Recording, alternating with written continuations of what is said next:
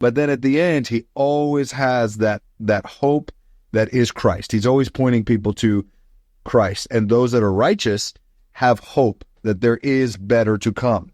But he never beats around the bush with things. I mean, he's going to tell you exactly what, there's problems everywhere.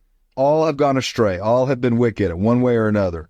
But Christ is that hope that we can cling to. Well, and that's one of the things that's simply amazing is how clearly and purely he understood the role of the Messiah, who Jesus was going to be. Well, we talked about that last week or week before as well when we discussed how the Old Testament, the New Testament, all prophets throughout time have seen Christ. They have known the plan, and they have tried to teach and preach about it, and it was just a matter of are the people receptive to it or not. You know, but Isaiah was clearly one of those that knew the plan, and he knew Christ was coming and lived according to it. And I also put a note on here that there are some subtle differences between Isaiah in the Old Testament and Isaiah in the Book of Mormon. Very subtle, very, very subtle. But the one that I noted here was 2 Nephi 12, verse 12.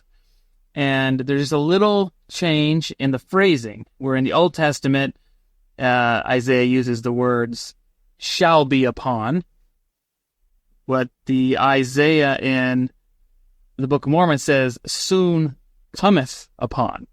Now, you may think that sounds about the same, but I think those little subtleties, whether that was the difference in the version of Isaiah that Nephi had, or if that was his own subtle interpretations that he put in, or I don't know, but it definitely makes Isaiah feel a little more relevant to us today by having those subtle changes in there. Yeah. Because when you read soon cometh upon, it really helps us open our eyes to the fact that it is still relevant and it is for us today and not just, for them back then. Yeah. It's interesting too, just thinking about it now, that the brass plates that Nephi was getting all this from, even those had all the words of Isaiah. And I mean, it just the more that I study and think about what Nephi was working with, man, I wish we had the full context of everything that's in those brass plates, and probably, potentially, based on Nephi's knowledge, the holes that were filled with everything that was contained, whatever was in those brass plates, man, the scriptures that were there, the knowledge that was being conveyed to Nephi as he was studying and reading them.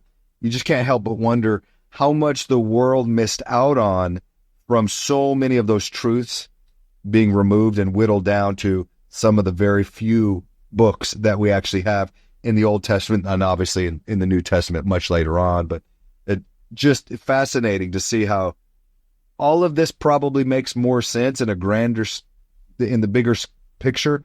But because of what we studied before, plain and precious truths being removed, it's even more difficult to understand these things when you don't have the Book of Mormon and when you don't have Revelation helping fill in those gaps that the world has removed.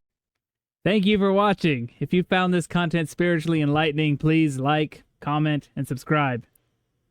Like the gospel, these little things make all the difference, and it helps the algorithm push out better content for everyone to enjoy on YouTube.